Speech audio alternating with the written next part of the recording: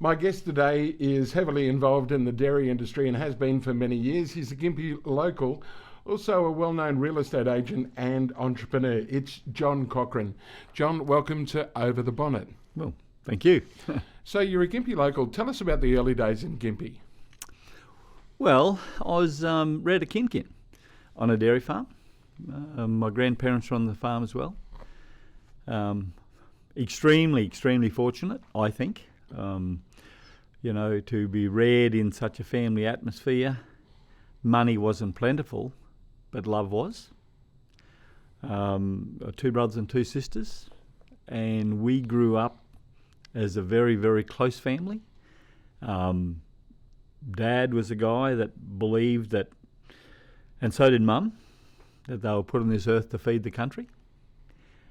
And by the sounds of it, they did. They did.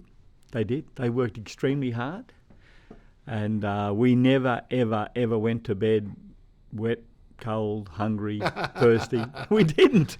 We were just, we were really well looked after. And a family affair though on the farm, though everyone got in and pitched in. Oh, absolutely. My grandparents were there, Dad's parents, and we milked cows and grew beans in the winter, fed pigs. All had their jobs. We didn't know any other life. Didn't think we were hard done by. We were very innocent it was just a pure world for us. We were very lucky. Our parents just gave us the best upbringing you'd ever wish for. You were talking about your mother before? Mum and Dad, yeah. Now, they must have been pretty special to you. Oh, Dad and Mum were just the greatest people. We lost Dad 5 years ago, and he was 86, but just worn out, just worked his heart out. Mum's 88 the other day, and still living on the home farm. Wow. She sold, they sold the cultivation flats off, and Mum's got a bit of the hill. But she's still there and still driving a car, and drove to the the neighbours to the airport the other day. So very capable. Well, it's good that longevity runs in the family. That's always... Well, I hope so. Yeah. So dairy, would you say, is that your first love? Absolutely. I was very close to my grandfather, even though Dad was a very good judge of cattle. So was my grandfather, and so's my sons. But Dad really worked hard keeping his parents as well as the family. I was very close to my grandfather as far as dairying was concerned. I travelled with him a lot, judging cows and talking factory business and all those sorts of things. Is it something that you develop over time, or you have an innate just sense of cattle? I know people that will look at cattle and go, that one's out of such and such by such and such, and they'll just pick it. Whereas someone else like myself knows, if I don't have it tagged the right way, I don't know. Yeah, well, no, you do. If you're born into it, it's an instinctive thing. And I think farming is very instinctive. Like my elder brother, he's a very hard worker. And as all both brothers and sisters are very hard workers, all of them worked, and all farmers. And not only that, I've got, including Margaret, my wife's, she's got 3 nieces and nephews. We've got 19 nieces and nephews, and there's 14 of them farming. So it's really, now that's pretty good, isn't it? Absolutely, because farming's not the most lucrative profession these days. No. So it's instinctive, it's a love. You don't do it, you don't get wealthy farming, but you have a very good life in the sense that you're doing that you want to do. Now, I was saying about my brother, he's an elder brother, he was a very hard worker when he was a young fellow, oh my goodness, But Mum tells me from Dad used to take him on the tractor. You couldn't do it today. But from 2, and even younger, Dad used to put him between his legs on the tractor and go ploughing all day, and Russell would sit there and he just loved it. So his instincts for machinery, my instincts for cows, it's just born in you. Did it stay with him to be in the machinery? Yeah, he went into trucks, and I only spoke to one of the chap that he worked with the other day, and it was quite interesting. His comment was, Russell's never heard a gearbox in his life. That's a nice thing to say, isn't it? He grew up sitting on the gear stick, so let's hope that he wouldn't. Yeah, he did. Yeah, well, see, Dad grew the beans and zucchinis and grew feed for the cows, and Dad did all the tractor work. So, and Russell got that from Dad, and I got the cows. Well, Dad was tractors and cows, so it's amazing how it splits. Did you ever think of getting off the land at all? Never in my life.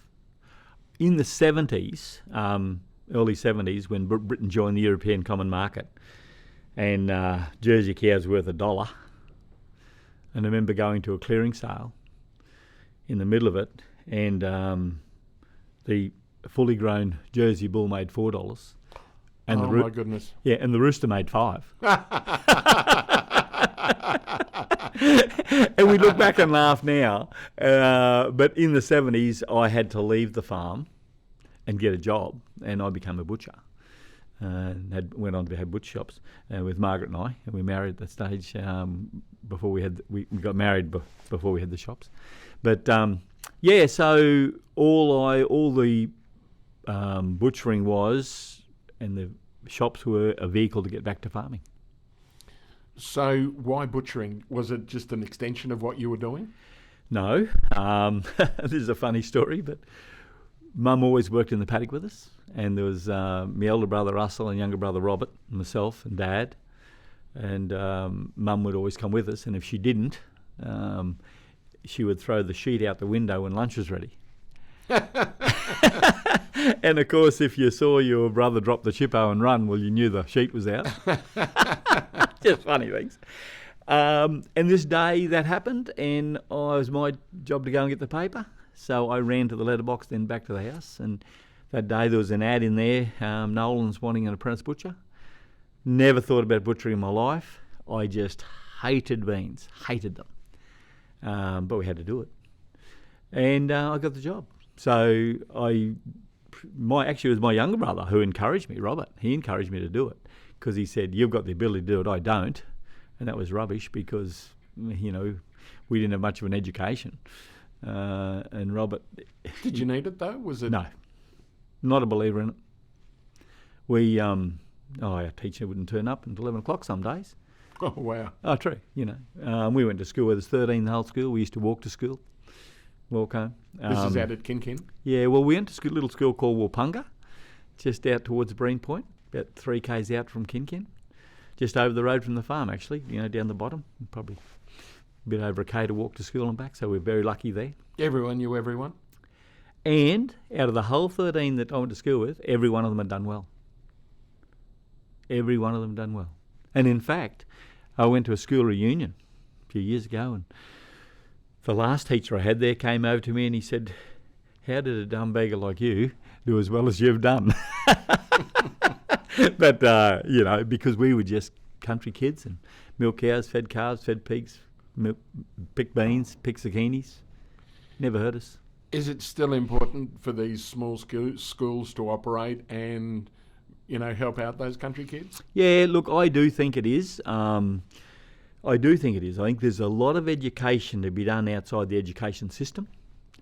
We're in real estate, and it just irritates me to think we have young people come in, they want to buy a house, and you say, well, what sort of house? They haven't got a clue. They've never been taught from their parents or the school. And yet it's the biggest dream of Australians to own their own home, and they don't ever get the opportunity to learn about it. I used to do bits of schools when I first started in real estate and got busy, and those young ones that I coached a bit, to see them doing well is just fantastic. What don't they teach at school that you think that should be part of the curriculum then? What a load of rot going to grade 12 when you're going to be a welder or tractor driver or a truck driver or something. One of my mates, he was he was worse than me at learning at school and become a very, very good truck driver. When logbooks come in, he couldn't drive trucks because he couldn't read or write. Really? Yep. That's rubbish. There's people that have got gifted abilities. I look back at my school, and when I went to a high school reunion, I really wanted to get there and see the kids that were at the top of the class, just see how well they'd done. What did he do? What did he do? I would love to be as smart as him. And I was just so keen, and got there and met them, and I come away very, very, very disappointed. No. Do you remember the smartest kid in the class? What he Absolutely, ended up, I do. what did he do? Well, he got out of a van that I would have been game to get into. Really? Yeah. You know, and there was kids that just they got academic awards and sports awards, and I just thought I would love to have their ability and their time to train, and you know, the bottom end of the class, which was me. It was. But so many that had done so well. You know, had trucking businesses and those sorts of things. What do you put that down to? Oh, life skills. So the school of life is just as important, More important. even today? Absolutely. And, you know, I love employing people. And in fact, I put a guy on yesterday afternoon. He's only a kid, he's just out of school, just to work in the cafe over weekends. And I said, mate, the secret is be 5 minutes early, not 5 minutes late. You know, bring your lunchbox, make sure your hair's combed, your clothes are right, and you're ready to go. The fella that turns up 5 minutes late in a dirty car and forgets his lunchbox, forgets his water bottle, he's never going to make it. What's the single biggest thing that you've learned in your business career, or as we put it before, the school of life, what you've learned that you've taken into your business career? Look, you got to give people what they want, and then you get what you want. That sounds silly, but you got to, people, you know, like at the cheese factory, the dairy factory, we got people there from making mousse and yogurt and cheese and accountant, bookkeepers, all those, truck drivers. Each one of them got a special skill. And you're never going to get a truck driver to be an accountant or the other way around. So you've got to find out what they want, and then when you can give them what they want, they will give you what you want. When did you work that one out? How young were you? Or how old were you? Well, butcher shop days were great. I got a big admiration for Pat Nolan, who was who employed me. But I learned it probably, the beginning of it was with him, because people would come in and he had a policy of, if you haven't got it, make it. So in other words, if somebody come in for a rump steak and there was none broken up, you'd go to the back room and you'd break up a hindquarter to get them rump. And they got what they wanted, they got the rump, and you got the money. Did you learn much from the way the Nolans grew their business? Absolutely. When I get in tough times, I think about people that have inspired me over my life. Who's your biggest inspiration? Yeah, I've got a few. Pat Nolan is one. Pat Rowley is another, head of the dairy industry. He's head of the world dairy industry at one stage. Like him or hate him, Joe Bielka Pedersen was a bloke that said, this is the way it's going to be. And that's why it happened.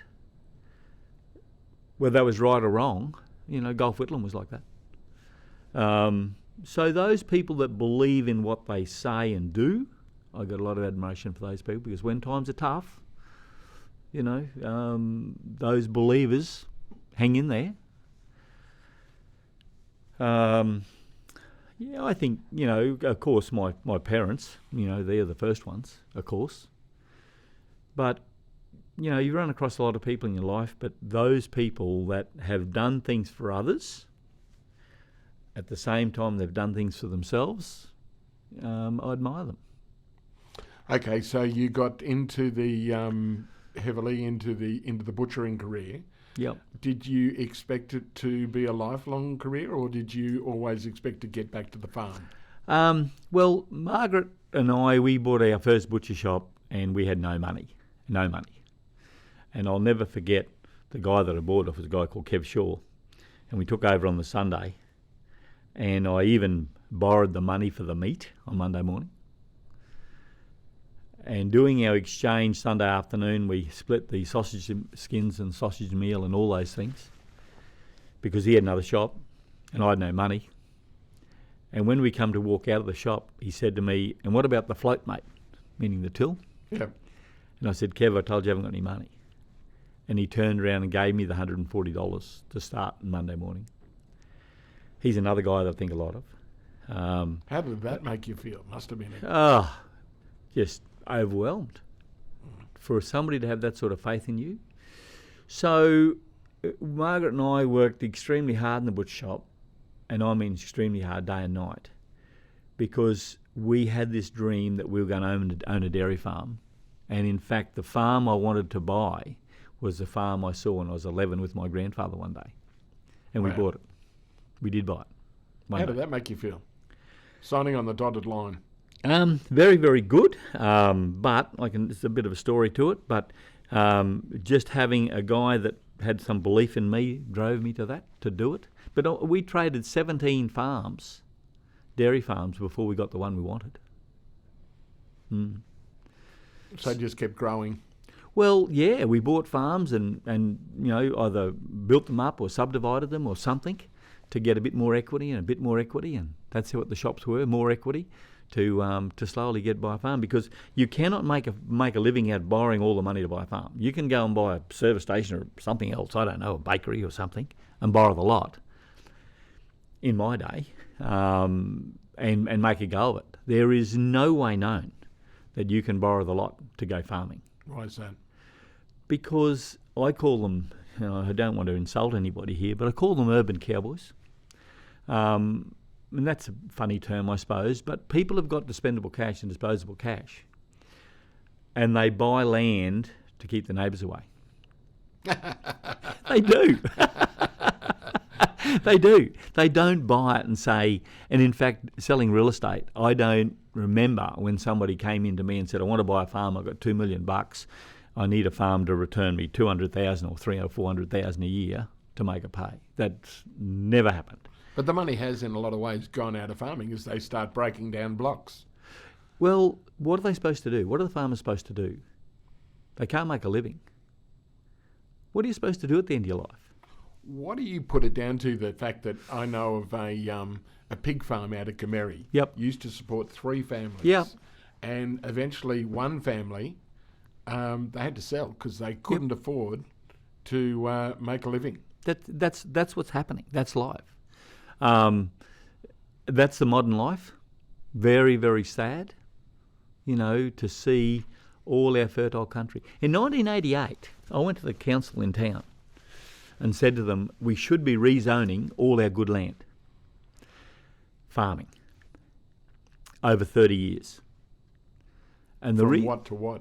Well, because, see, back in those days, you could subdivide any land virtually.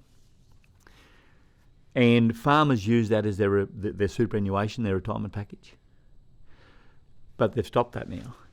You can't subdivide top 5 and 10 acre blocks, and that disappoints me, because there is country there that you shouldn't farm on because it's not efficient enough, and that should be growing houses and houses, but lifestyle for people. It should be. But then you go to the Redlands, and some of the best country in the world is growing houses. Now that's criminal. If we could have rezoned our good farming country over 30 years, it allows those farmers a period of time to adjust for their superannuation. You can't change it one day. You hurt people, you kill people, other people can make a fortune overnight. But for those who have farmed and fed the country, if you give them 30 years to allow them to adjust, now that would have been over 2 years ago, and our good farming country would be good farming country, and then it becomes an argument, what is good farming country? But, there's some pretty average country that could easily be subdivided and allow people to have a pony and a cow and grow a few veggies and those sorts of things, which I think is an ideal lifestyle. What size blocks do you think are ideal as far as a country block? Oh, look, I think 5 acres is definitely not enough, but you need 10 to 15 acres, for kids to grow up as Australians and have a cow and a calf and see what happens, a calf born, and have a pony or a motorbike, or have chickens and chooks and ducks and pigs, and to see what nature is. We show our cows in Brisbane, and we had our cows bagged up there for the judging one day, and they're full of milk. And I had a lady come in. There was three ladies. They would have been in their 30s, and one lady said, "What's that hanging under the cow?" It was the udder. No. Yes. I'm serious. Really? Yep. That's It's so sad. well, it's criminal. It is. But people need to know a little bit more about it, I think. Do you still have your love of cows that you had? Yeah. Yep. And how do you stay involved? See, my eldest son's on the Goomong farm, the farm I always wanted to buy. It's a beautiful block. It is. Yeah, yeah. And I saw that from the other side of the river when I was with my grandfather on one of his cow classifying still, and we called in this farm and looked over the river, and I said, I want to buy that. And then there's another farm that we run the dairy on, then I got another lease farm up at Kenilworth. So we've got 3 dairies supplying a factory. A lot of people might say that the glory days of Australian farming are over. And the dairy industry, the $1 milk crippled the dairy industry. Yeah. Amongst other things, which I want to talk to you a bit later. But is it recoverable?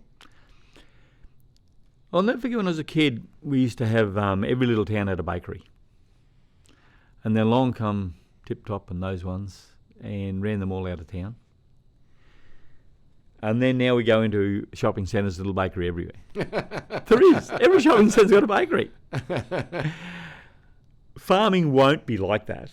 Excuse me. But I can see the public and the Australian public do have a stronger conscience towards local and quality. And I do think there will be a stronger trend towards that local fresh product. And I can see smaller processors growing, not to the heights that the big companies are, but I think that will continue. So the more boutique. Yeah, more artisan style, people that do it well. People today, when we were young, like I said, we were fed extremely well. Like we got the mangoes and peaches and preserved them, and every night Mum had sweets for us, custards, jellies, and junkets, all those things from milk. We had a lot of stuff that we sort of was very, very good quality food, extremely good quality food. But today people have got real tastes, what they really do like to eat. And there are so many different flavours today, and quality must be super good. And that's what we are trying to do at the factory, making really nice flavoured cheeses and mousses and yogurts, because people have a much more desired taste today. You talk about that. You've recently bought into the Kenilworth cheese factory. Yeah. And rebadged it and selling to Aldi, which I was quite surprised about, that they're taking that Australian-made product, which you're working on all the time to increase your output. Well, look, profit's made up of 2 things: margin and volume. Aldi want a very good quality product, but the good part about doing cheese for Aldi is that you start in the morning, you don't stop and change labels or anything, you just make it. And you can pick up a lot of efficiency out of that. So supplying Aldi is a real joy for us.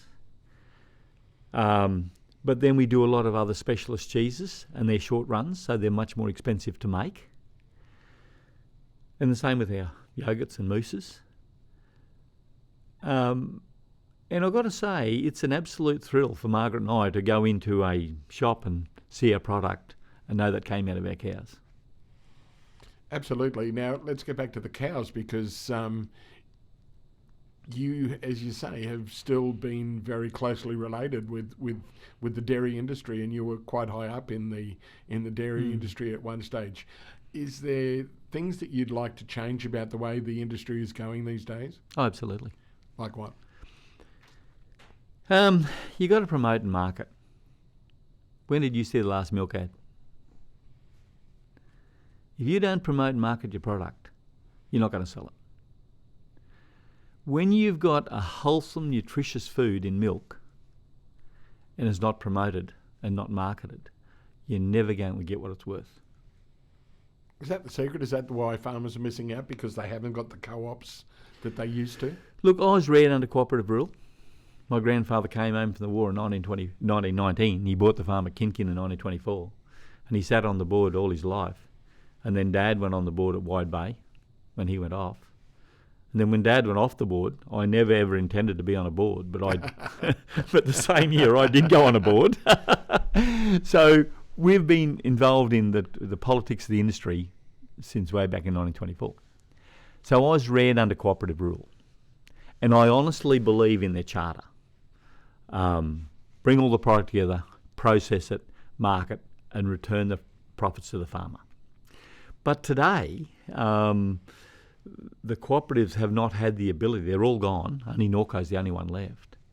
They're all gone. You know, I remember you standing at Pigs to Doughboy and Darling Downs. All the cooperatives, there was heaps of them, COD. And all the milk factories, but they're all gone. Because there's a complete disconnect between farmers' ability to produce the product and their ability to sell it, process it and sell it. So they don't have that dual ability. Is that why you went into the cheese factory, to give yourself an outlet? Look, yes, exactly. Margaret's one of the greatest sales ladies that ever walked. So real estate was been good for us.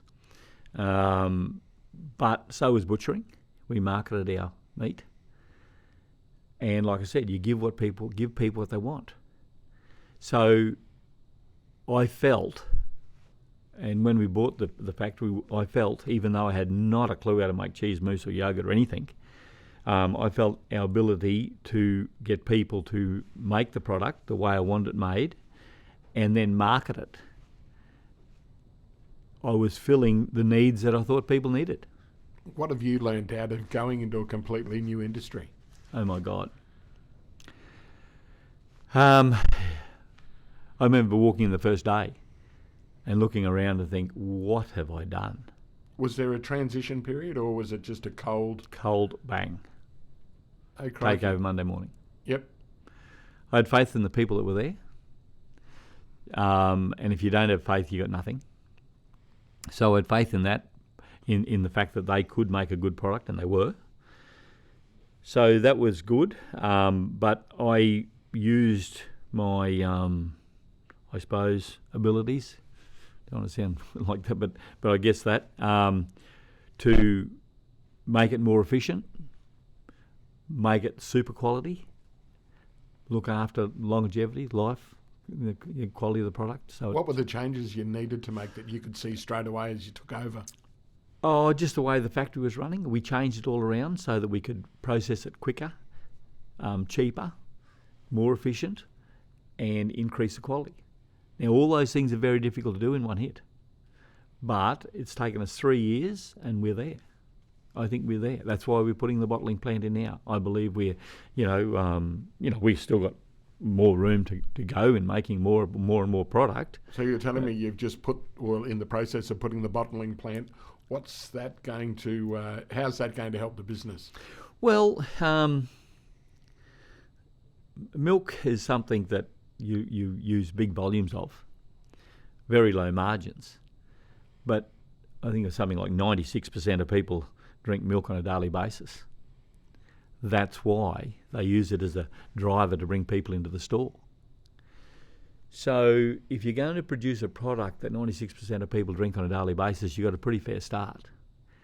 And if you do research as to what people want to drink, and we think we have, we've done that research, so we are going to provide milk of that fat and that protein, so we got the flavour, and hopefully that works. Again, as you say, it comes back to the taste. People look for the taste. Yeah, we've changed our cow. You know, I love big Holstein cows, but and bred them and showed them, but we are going strong back to Jersey to make sure our fat and our protein's right. Because this is all about giving the customer what they want. And that's what they want? That's what they want. So how do you market that? How do you get it out? You've obviously got into Aldi. How did you get into Aldi in the first place? That was cheese. We haven't got any milk out yet. We'll start pasteurising next week, and we'll go very steady and make sure it's right before we get out there and go gun-ho. But just research. You've got to do your homework. You've got to find out what people want, and you've got to provide them with what they want. Are you looking at other supermarkets? Oh, yeah. Absolutely. So how do you get into the big names, the Coles, the Woolies? Well, you don't, unless you give them what they want. And what are they looking for then? Because as I say, the dollar wars, the dollar milk wars, really almost crippled the dairy industry. Yeah, but there is a section of the community that want to buy local and fresh. They want to buy quality food. Go down to Newmarket and those places, and you see those people wanting to buy that, and they can afford that. There's other people that can't afford to buy expensive foods, and that's fine. We've all got different levels, and we have different times in our life when we can and we can't. So it's providing, what people want, again. How did you get into Aldi in the first place? Because that must have been a real coup. Yeah, well, they were in Aldi when we went there, actually. They were. And you need to keep communicating with them and making sure they're happy with what you're providing. And if they wanted to have a change, well, you do what you can to get changed and at the right price and all that sort of stuff. It's a juggle. It's a juggle all the time. You have juggled over the years. You've also had some real successes with one of your big wins was the Traviston Dam. You were very fortunate with the buyout. How did you see that playing out, the whole Traviston Dam saga? You obviously must have been quizzed about it many times. I have been, and the truth has never come out. There's a lot of things that people will never know about the Traviston Dam. But Traviston Dam, even though you say it was good, it was devastating. It killed the Mary Valley. Killed the Mary Valley. It killed Margaret and I, where our heart was broken, because we had just spent $1 million and borrowed the lot, $1,064,000 on our new dairy, and we hadn't even put the yards around. We haven't put one cow through it.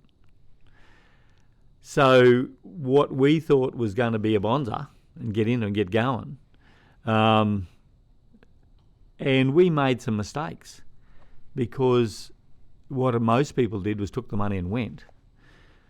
We had to take the money because the bank rang and said, what's happening to your farm? I said, it's going underwater. That was their security. That wasn't funny. So we were virtually forced to sell by a bank, not by the government, by the bank, saying, well, look, we got to, our security is at risk. And that's true.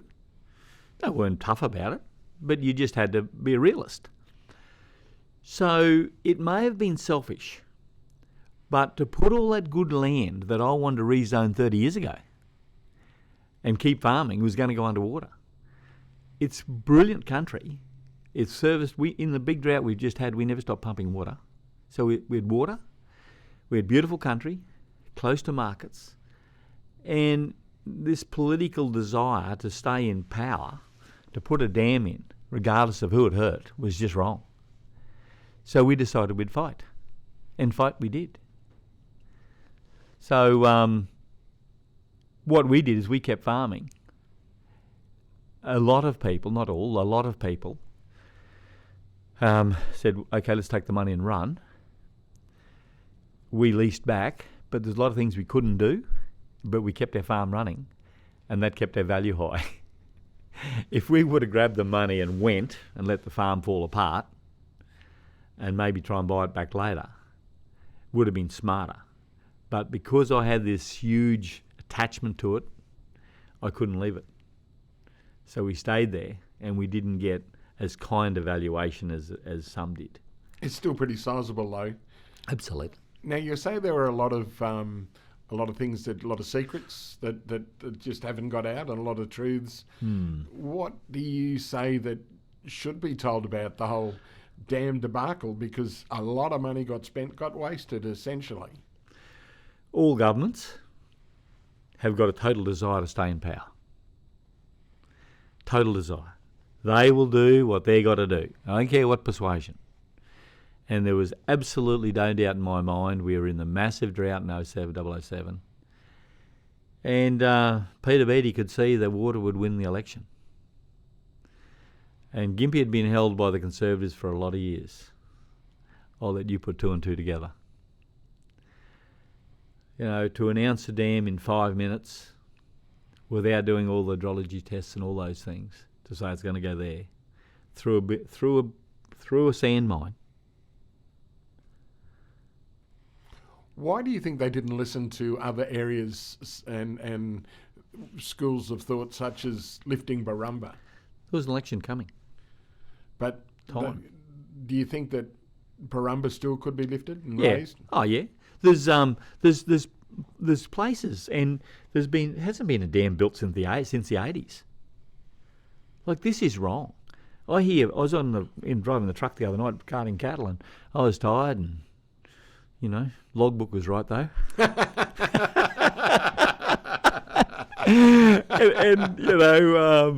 got a huge love for my cows, as you know, and I like to cart them. And but anyway, I was tired, and I thought I'll turn the radio and listen to this stupid talkback show. And I got this clown on there saying you shouldn't drink water out of a tank or milk out of a cow. Mate, that is just the stupidest thing I've ever heard. I've never drunk anything else but water out of a tank.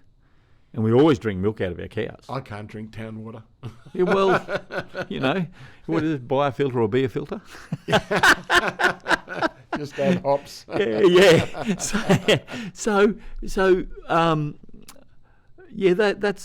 That's really silly stuff, isn't it? Well, you don't have to leave Gympie 3 minutes and people are drinking tank water. Well, that's actually right. Yeah. It is. So for people to be that blinded is crazy. Back to the Draveston Dam. What is the long-term effect, you think, of the whole buy up and selling of the dam area and what it did? Well, what are the long-term effects as well? Well, we had long-standing families that had equity in property that were producing, employing, making money. Secondary employment was a lot of rural businesses in town supplying those people with fuel and fertiliser and seeds and all that stuff. Those people left. A lot of those people left. So the next lot of people come in, to buy it off the government, first thing they do is put subject to suitable finance clause in the contract.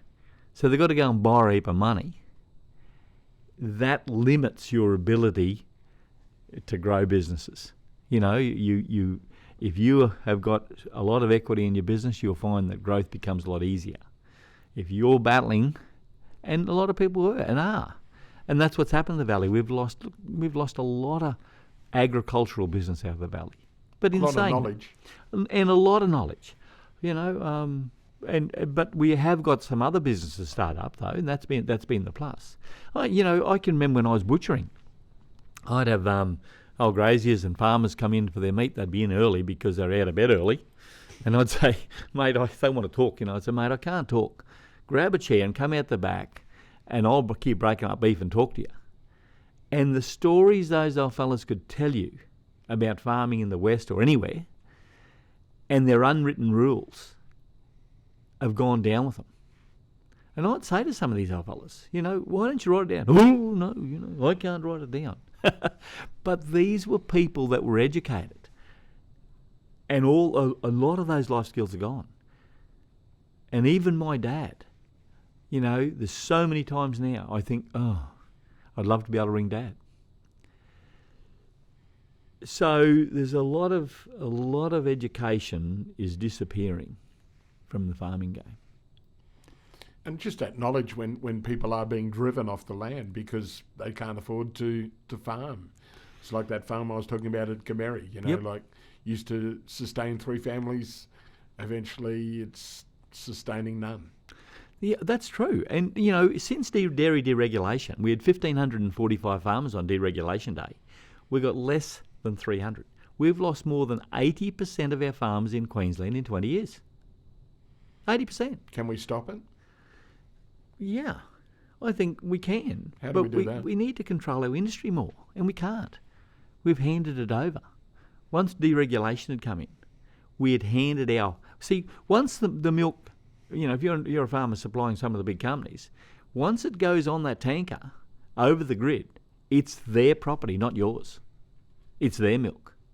You've lost control. They can do what they like with it. Same as you buy this block of land here, the bloke could have farmed here forever and you can buy it and plant it in trees. You can do what you like with it. You own it to a degree. You know what I mean? So once that milk goes over the grid, it's no longer yours. They can do what they like with it. How can we change that? It's extremely difficult because farmers aren't marketers, they aren't processors. They're producing a raw product. And I'll put it to you, if you're a processor and you're needing margin for your bottom line, who do you reckon you can get margin out of? Do you reckon you can get out of the supermarkets, or do you think it's easier to get off the farmer? And the poor bloody farmer. It is. Copping it again. It is. The farmers are just so exposed, and they are so dedicated. Mate, I go to some farms. I went to a farm not that long ago. 3 or 4 years ago. Would only be 40 kilometres from here, and went out to his place, and you should have seen where he's living. It was a disgrace. He loved it. He was happy. He was running cattle, and he was selling enough cattle. He owned the place, but he sold enough cattle to live. But his living was shocking. And that's not fair in this world. How do we get farmers better educated on marketing then? It's not their instinct. Farmers are not instinctive marketers. I went to a function the other day and there's two farmers going head to head, having a massive blue about how to sell milk. And I've sold a few things in my time, but I thought neither of you got a clue. It's a completely different skill set. And the farmers don't even seem to have the ability to employ managers of factories to do it. All these cooperatives are gone. The last one was Murray Goulburn. And it went down in a heck of a way. So it's a problem that I can't fix. Is it the for sort a of whole thing industry? Why you've gone into... Absolutely. You're covering your bases? Yeah. I represented farmers on boards to Parmalat for 31 years and enjoyed it. Enjoyed the fight trying to help farmers. But it got out of control for me. And I thought I'm going to be a statistic unless I can take control of our marketing. And I've got kids, Kelvin and Ronnie, my son and daughter-in-law, and James and Emily. Well, I'm just very, very fortunate. They're two kids that want to farm. They've got two beautiful partners. Beautiful. I couldn't be luckier. And if I didn't, I could have been a statistic, and so could my family. So it was a desire. Margaret and I made the decision to have a go. Even though you were building the super dairy, you were in the right place at the right time. In some ways, some people might say from the outside. To what? To buy the factory? Well, with the buy up of the Traviston. Yeah, I think people get that wrong though. Everybody thinks that the money we got was all ours. It wasn't. We owed a squillion to the bank. So what we got out of it was good, for sure. Not that as I say, it's not an inquisition as such, but as I say, you a lot of people think, okay, you're in the right place at the right time, but I know that as you say, you were planning to develop the farm even further. Yeah, we had definite plans. We were all just totally mutilated, and I wonder that if I was to go ahead with the plans I had, would I have been better off, or would I have been better off with the dam? I'm serious. I'm deadly serious. Yeah, deadly serious. What would the dam have done to the region? Look, the dam would have totally ruined agriculture, but it would be on the map as far as a tourist destination. You would have had people on ski boats and fishing and all those things. So you look at the positive. Well, if the dam went ahead, we would have adjusted us, whether we become farmers or still or remained farmers or did something else, I don't know, but I would have had to have had a farm somewhere and had cows. But we may have ventured into another business that we could have got something out of that the dam could have provided. It gave you the opportunity to get into real estate. Yep. Yes. Yep. And well, in a big way. Yeah. What gave you the interest to get into real estate in the first place? Well, I've always wanted to be I always loved real estate, and I do think I have a saying: out of all the wealthy people you and I know, most of them made out of real estate. You know, they've had a strong income to invest that income into real estate. Always wanted to be an auctioneer. I didn't become an auctioneer until I was 53. Really? Yep. And I started myself. Nobody gave me a go. So I started myself. Now, how the hell did I ever think that I could go up, stand up there and sell a guy's cows and James do a has good job? taken to it like a duck to water as well. Oh, he's a marvellous auctioneer too. Marvellous. So it was something that we always wanted to do. And like I said, Margaret is very, very good at it. She champions that. But I think real estate is I think it's a very good business in the sense everybody's got a car, everybody's got a mobile phone, everybody's got a computer. You've got to find what people want and give them what they want. Then you get what you want. You get the commission. All you got to do is treat people how you'd like to be treated yourself. What do people want in real estate? What's the main thing, say, in this particular region or in general? What are people looking for? Well, everybody wants something different. And the first thing you should say is, what's the ideal? I always said, what's the ideal for you? You know, oh, well, I can't afford the ideal. And if I can go back one step, and this gave me a lot of incentive too. I was on the farm at Bellsbridge, and I was on the board at Parmalat in Nambour, and Ken Coallen was the manager, and I ran into the meeting late as usual. And he said to me, "What's your motto to life?" And I said, "Attitude determines altitude," and sat down. At the end of that meeting, he said, when I went to go, he said, "Come here." He said, "What do you really want to do with your life?" I said, "What do you mean?" And he said, "Well, you're running here and you're running there. You know, Margaret was doing the same. We were just working and running hard." And I said, "Well, I'd love to buy Goomong," which is the farm that I was talking about, that I said when I was 11. And Saturday morning, a knock came on the door. And I went out, and he's Ken Coallen, the factory manager. I said, "What's wrong?" I think I had something wrong with my milk. He said, "Should there be something wrong?" I said, "Probably not." I said, "Come in." And we were just having breakfast and been to the cow yard, and you can imagine, a bit embarrassed. Anyway, he said, "You told me you want to buy Goomong," which, that afternoon I told him I wanted to buy Goomong. That's what I wanted to do. He said, "You told me you wanted to buy Goomong." He said, "It was on the market for $1.5 million. He said, "I'm here to tell you that you can." I said, "What?" He said, "I'm here to tell you can." That's all I needed, was somebody to show the confidence in me that I could do it. I went and borrowed that $1.5 million and bought that farm. Margaret and I. We bought that farm together. Couldn't have done you've got to have a partnership. We bought that farm purely and simply because somebody believed that I could and gave that confidence to me. Now that's no different coming in real estate. What did the confidence give you though? Well, it just gave me to think that somebody thought I could do it. And people come in and they say, "Oh yeah, but I can't afford that." And, well, why can't you afford it? Have you looked at the sums? Where do you want to go? Mate, you can't afford that one. Why do you want to borrow all that money and pay interest? Why wouldn't you do it as a stepping stone? Why wouldn't you buy this block and cut that block off and take that off your debt? Those sorts of things. So, if you can get out of people what they want, and they might want a house and 10 acres, but mate, I've got a house and 20 and 2 Ds, and there's a 10-acre block there that you can sell off and reduce your debt and da-da-da. Do people want the dream too early though? Do they want to just sort of go into something that they, as you say, can't afford?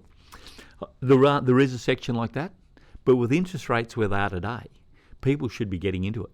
and buying income-producing property, or buying what they want. They buy a house now and get into it. Go hard. Well, we have talked about short-term and long-term in real estate previously, and what do you see in the short-term and long-term in real estate in general? A guy said to me when I was only a young fellow, about 20, might have been 22, and it's a funny thing that he said, but he had made a lot of money out of real estate, and I never ever forgot what he said. Because what happens, in general, you have a migration north, right? When we were kids at Kin, we didn't know where Maroochydore was. We knew where Caloundra was. But over the years, it kept creeping up the coast from Maroochydore and, Markoola and all those places. And then all of a sudden they found this place called Noosa, and up it went. And everything's built off Noosa, right? And what this old fella said to me was, he said, you buy on the equator side, which is Rockhampton, of the capital city. Right? That's what he said. And I never forgot it. So if you buy on the equator side, in other words, you buy on the north side of Brisbane, where the price tails off. Now, over the years, like Caloundra, I remember when I did my butchering apprenticeship, I had to go to Brisbane. We'd come home, I was coming home with my sister on Friday night, and once you got to Caloundra turn-off, boom, away you went, because all the cars went to Caloundra. But now the cars are coming all the way up to Noosa and further, coming up to Rainbow Beach. So what's happened is people are migrating north.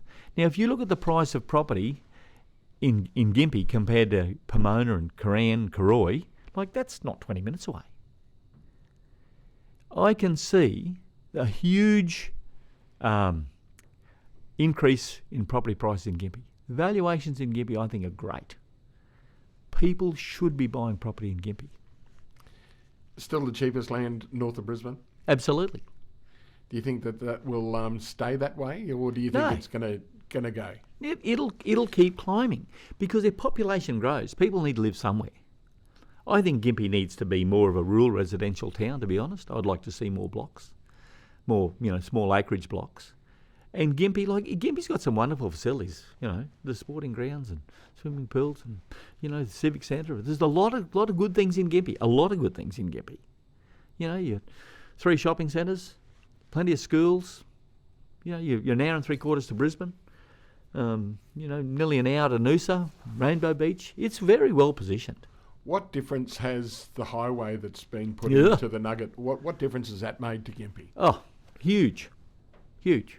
I often talk, do a radio show Saturday mornings and Friday mornings, and it used to be Saturday morning, but Friday mornings, and, I often said the Merri Valley is gone because the highway came to the 253 exit and people got into the valley, and the valley it's very hard to buy in the valley now, right? Very hard.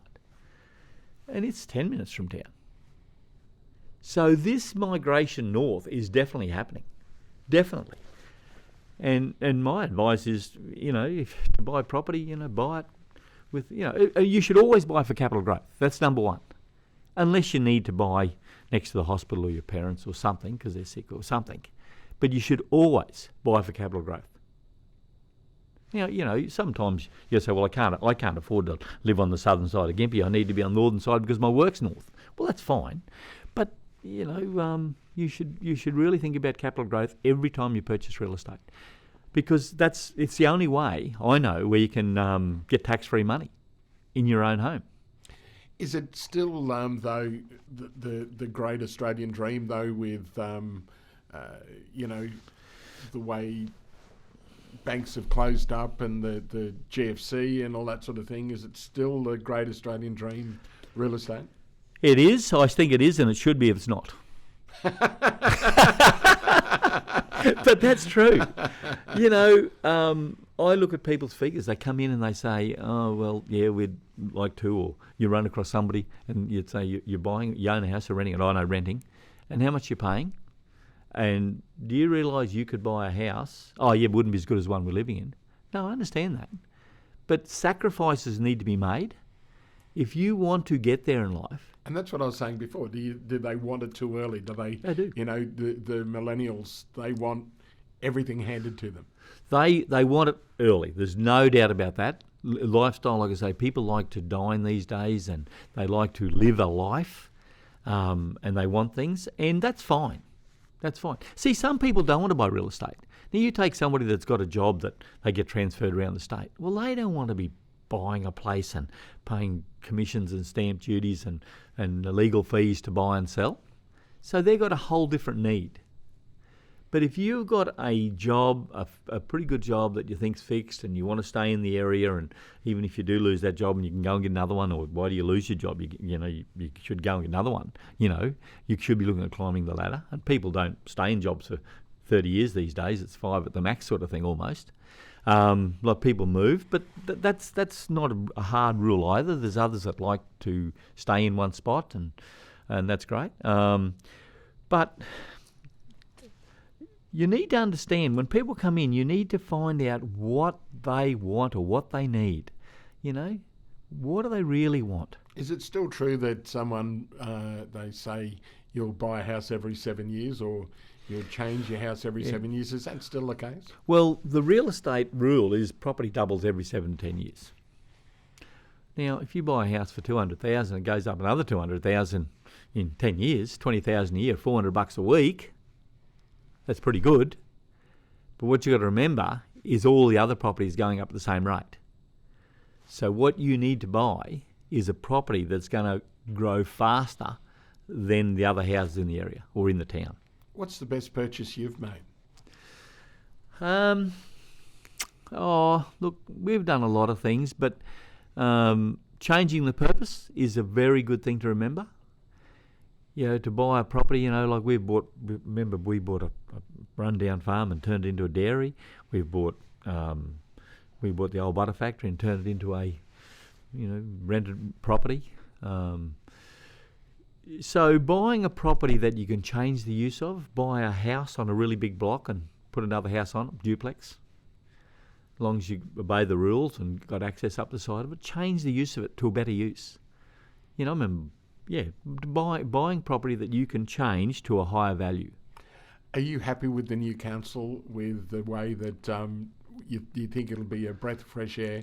Because council has been known to stymie a lot of development. Oh, look, I do. I'm a pro-development person because people need to live somewhere. And once again, you need to provide people with what they want. Within reason. You can't just give people what they want, regardless if they want something silly, but within reason. I don't know what the new council's philosophy is on subdivision and those sorts of things, but it certainly appears to me to be a completely different council that we did have. And if you read the papers and see the debt that they need to work on, well, if all that is true, and I guess it is, they're going to have to work themselves out of that. But they got to do that. You need to generate rates and subdivision and bring people in, and when people come, they buy tyres and fuel and groceries and all those things. So your town grows. Because it's quite alarming. They were talking about the fact that they'll have to borrow money just to pay wages. Yeah, I heard that. That was a bit upsetting. The Rattler is something that's cost a lot of money. Should we still be pouring money into it? Margaret and I are members 1 and 2 in the Rattler. I think it's a great thing. Straight into that one, didn't I? You sure did. But I think it's a great thing in the sense that it's good for the town. You can't go to Toowoomba and jump on a Rattler or Bundaberg or a Campton. You can't do that. You can in Gympie. You've got to consider the money. You have got to consider the money. We've gone into a lot of debt. I know. And I don't know the ins and outs of how we've got there. All I know is there's been a terrible amount of money spent, and it's pretty embarrassing the way it looks.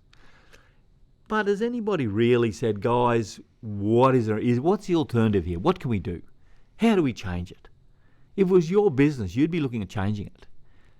I often think about the guy that I was told about how the lift was developed. And I never forgot it. This guy told me that one of the towns, might have been New York or London, I don't know where it was, but the town was spreading out. They said, we're going to start building up. And they said, well, how do we get up? We better have a talk about it. And they had a bit of a meeting about it. And one bloke said, well, I'm damned if I know, but I'm going home. Chuck him out the window. One bloke said, that's the answer. Run a lift up and down the window. And that's how the lift was developed. So I'm not a believer anything is stupid. You got to sit down and say, identify the problems. What are the problems? Write them down. What's good? What's bad? You know, find out why are people not running it 7 days a week? Why are we not getting people? Has too much money been spent on it though that we didn't have, or we borrowed too much money? You know, millions. Look, it's you really got to look at the numbers and say, well, have we overspent? What's spent? You can't do anything about that. What do we need to do to make it go forward? And you've got to try and get a budget around that. Now, I don't know whether that's possible. I've never looked at the numbers, but I do think it's a nice thing. Forget about the dollars. It is a nice thing. It is a good thing. Oh, look, but there's the no dollars, argument. yeah, No one. yeah. I don't think anyone's going to argue about that. It's a great part of the Gympie region, and to go and have a look at the Merry Valley for instance. Do you think that the Rattler should be taken back all the way to where it was? Depends on cost. To get to Imbil, it is. See, you know, I don't believe we've promoted Gympie enough. Now, I'm not pointing the bone at anybody. Look at Ipswich. You know, Paul Pasali's had his problems, but Ipswich is on the map. Now, I know they put a new highway to Ipswich and got there, but Ipswich never had a very good name. But they got in, developed and promoted and marketed, and bang, it's a city. He was very good at promoting Ipswich, you've got to admit. Exactly. So look at Gympie and you say, well, you know, how do we promote and market Gympie? You go to Rockhampton, the 6 main streets. Go to Bundaberg, the 6 main streets. There's main streets everywhere. We got 1. Now, surely we can focus on that. Surely we can get people into the main street of Gympie and make it grow. What can we do to make Mary Street better? You know, like, as I say, is it going to become the cafe arcade? It depends. It will look, if you believe you can or believe you can't, you're right. If you believe you can, you will make that town. If you believe it, you can't do it, well, you won't do it. And people say the floods. Well, the flood's a great thing. People say, what? You drive through Gympie, you've got these beautiful greenway right through the south side. So you haven't got house on house on house. You know, you've got this floodway where I love coming across the south side. I love looking at those cattle there on the river. I love the break. That's a positive. Make it a positive. I think the walk they've put in is good. You think to yourself, well, you know, is that a waste of money and rah. Did they spend a lot of money for only a couple of people? Or is it future thinking? But how many people know about it? If you're going to invest, you don't only invest in building it, you invest in marketing it and the use of it. Like you go down to Caboolture. You know, we used to go down to Caboolture and stay there and go for a walk along those paths. It was beautiful. You know, I think there's a few things in Gympie that we could sell. Like? Well, that's one. Take advantage of what you got. You know, we've got the river right through. What's wrong with people swimming in canoes and putting in a weir so there's more water and all those things? How will the bypass of the town affect it, do you think? Because I remember when it was going to bypass Corroy and everyone said, it's going to die. But it seemed to get the village feel back again. Yeah. Yeah, look, I'm not that worried about it, to be honest. I know if I'm a truck driver, couldn't wait. I remember the talk on the CBs when they put all the lights through. Mate.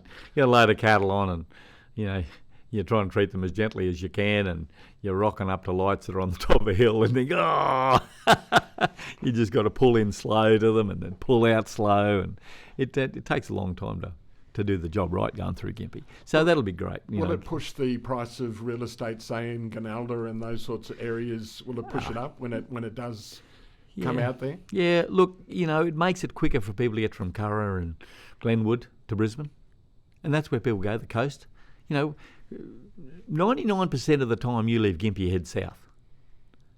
Who goes to Kilkivan and Maryborough? 99% of the people. Not if we can avoid Maryborough. Yeah, come on, be nice. But honestly, 99% of the time you leave Gympie, you head south.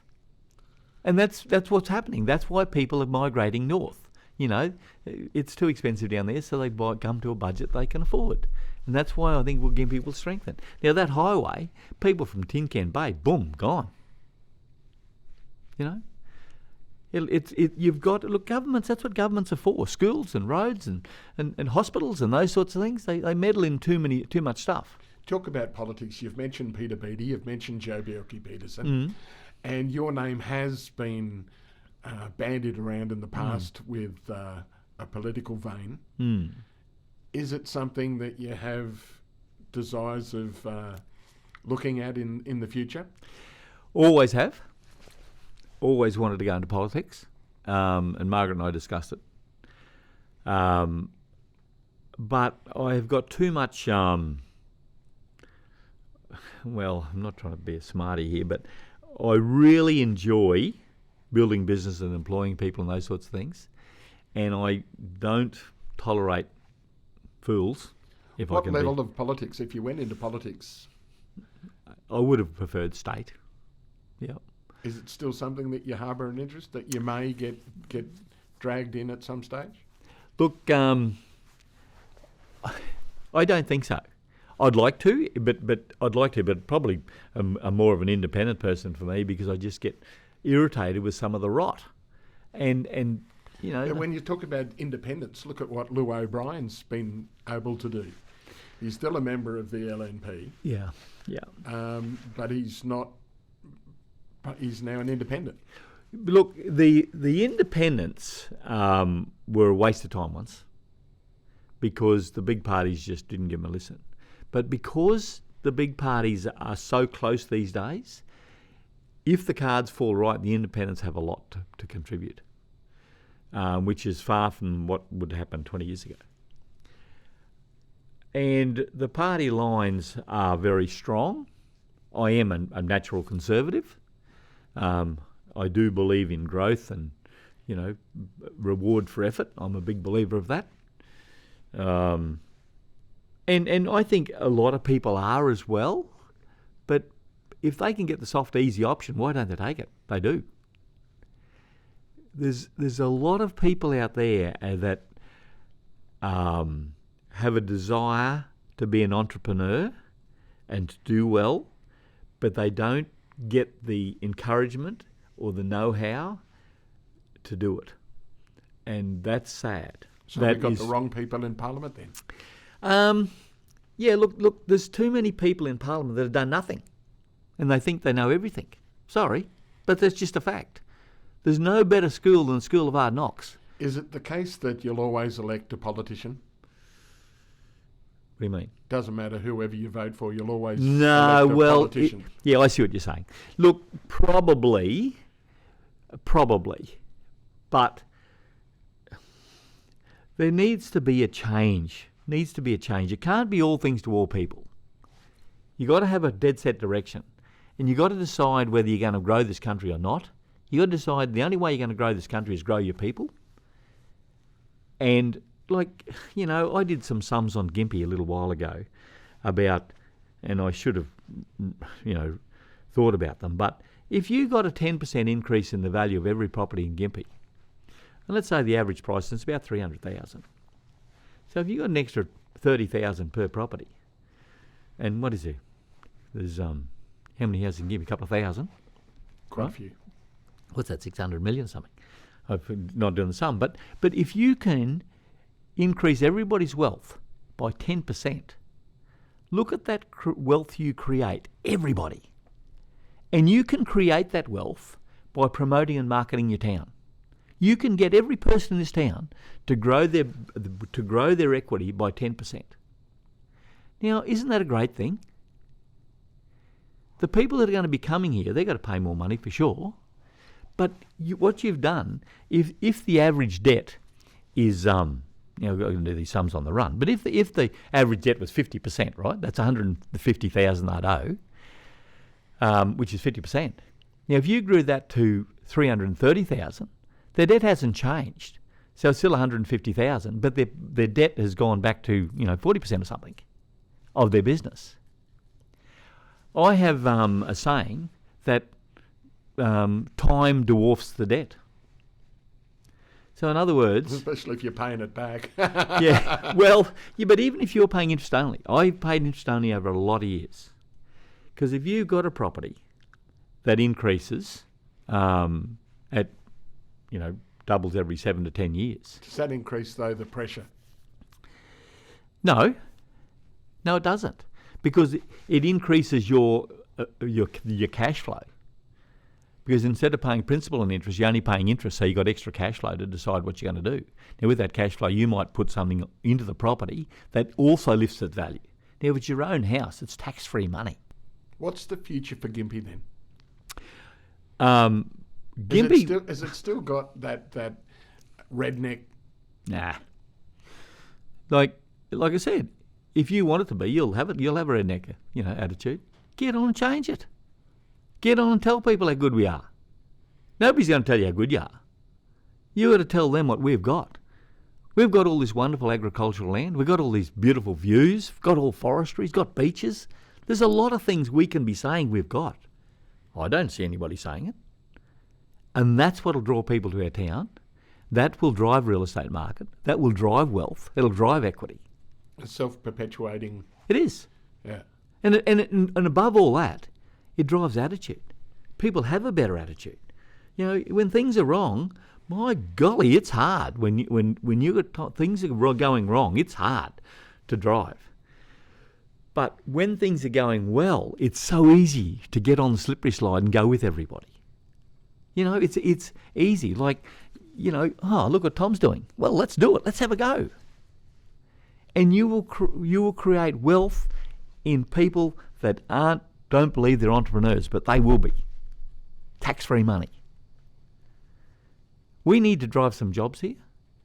We need to get down there and knock on. Why have we got all these businesses down the coast paying high rents? Why can't they come up here into an industrial estate at Gympie, which there'd be much cheaper rents, and drive it?